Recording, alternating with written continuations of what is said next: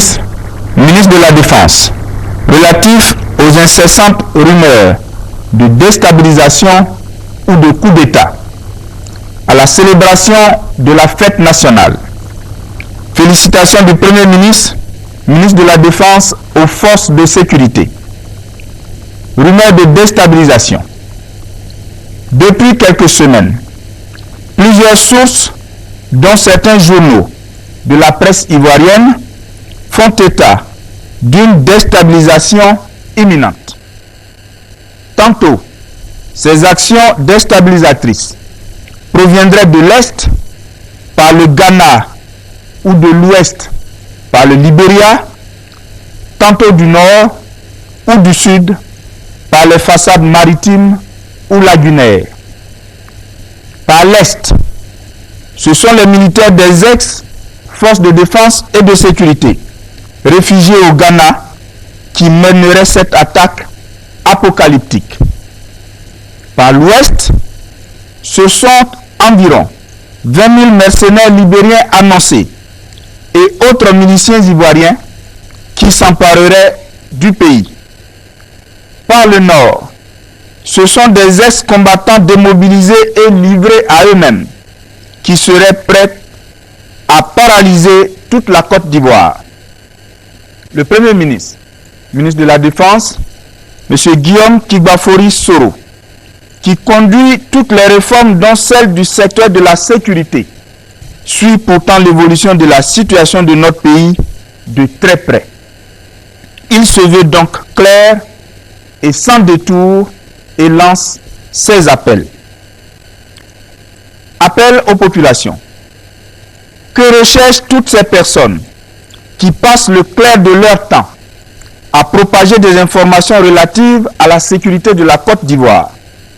Sont-elles soucieuses du retour au calme dans notre pays ou sont-elles simplement mues par la volonté de nuire à la nation et à ses autorités? Face à ces rumeurs persistantes, le Premier ministre, ministre de la Défense, lance un appel au calme et à la sérénité aux Ivoiriens et leurs amis, ses frères, vivant en Côte d'Ivoire comme en dehors du pays. Il demande en particulier aux opérateurs économiques de mener toutes leurs activités en toute sérénité. Les visites de terrain initiées par le Premier ministre, ministre de la Défense en personne, relayées par le ministre délégué chargé de la Défense, visent à rassurer toutes les populations. Le 29 juillet 2011, la mission conduite à Accra par le ministre de l'Intégration africaine, accompagné du ministre délégué chargé de la Défense et de généraux, est rentrée. Cette mission a été fructueuse. À Accra, la délégation ivoirienne a été reçue par les ministres d'État, ministres des Affaires étrangères et de la Défense. Les deux parties ont renouvelé la volonté de leurs gouvernements respectifs à œuvrer au profit de la paix entre les deux États. Elles se sont engagées à échanger toute information relative à la sécurité de leur pays. Les autorités ivoiriennes ont eu également des échanges fraternels et directs avec les militaires et civils ivoiriens réfugiés au Ghana.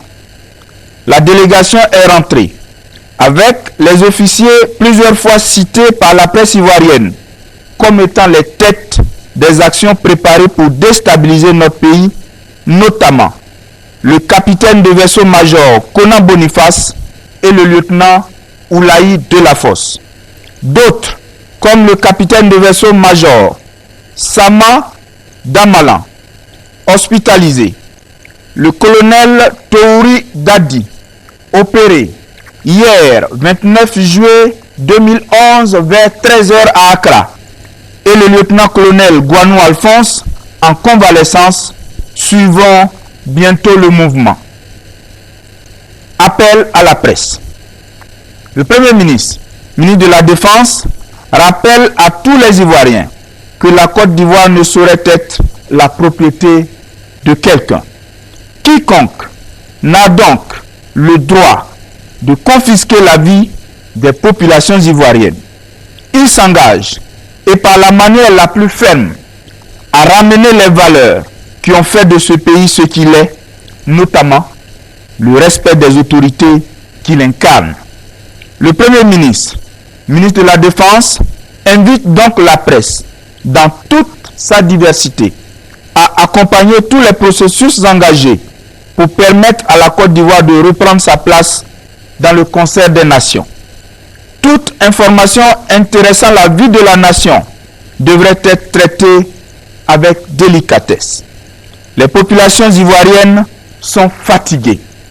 Coup d'État par-ci, coup d'État par-là, ça suffit. De toutes les façons, plusieurs rencontres sont prévues les tout prochains jours entre le ministère de la Défense et la presse, ainsi que les responsables religieux, notamment les prophètes. Les fausses informations pouvant porter atteinte à l'ordre public, les articles 169 et suivants du Code pénal seront lus au cours de ces différentes rencontres. Célébration de la fête nationale. 7 août 1960, 7 août 2011, la Côte d'Ivoire aura 51 ans d'indépendance. Ce 51e anniversaire, même s'il ne sera pas célébré avec faste, devrait retenir l'attention de tous les Ivoiriens, car il marquera le début d'une ère nouvelle dans notre pays, l'ère de la démocratie, de la vérité et de la transparence dans la gestion des affaires de l'État.